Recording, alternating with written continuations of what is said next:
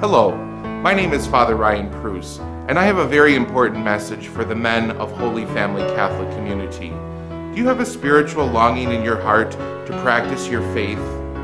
Well, we have a great opportunity for you as you learn to discover your faith at the Men of Christ Conference.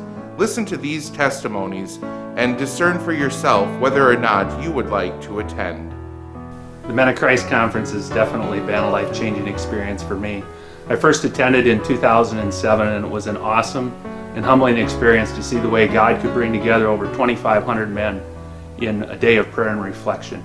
I went with my father, and I remember feeling a little weird because him and I had never really done the religious events together before.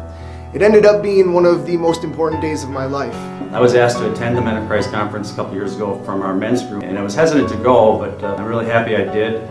The biggest highlight of the day was the reconciliation. For the first time ever, I felt the true forgiveness that God's mercy offers us. Most importantly, I think for each man, it's a personal experience, and it's very profound. It was this conference at that exact time that I credit for springboarding me from where I was to where I am today.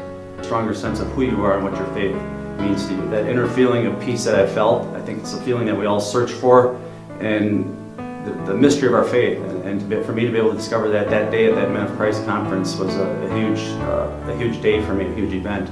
Be that leader then for your family in a parish, being a good husband and father.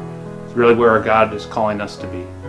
So as you've just heard, the Men of Christ Conference can be a life-changing experience for anyone who attends.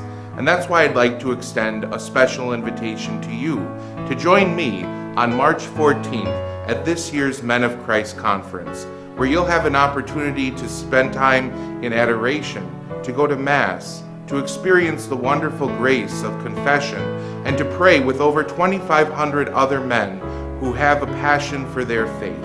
I look forward to spending some time with you as they have generously asked me to host this year's Men of Christ Conference, and I look forward to seeing you there. God bless.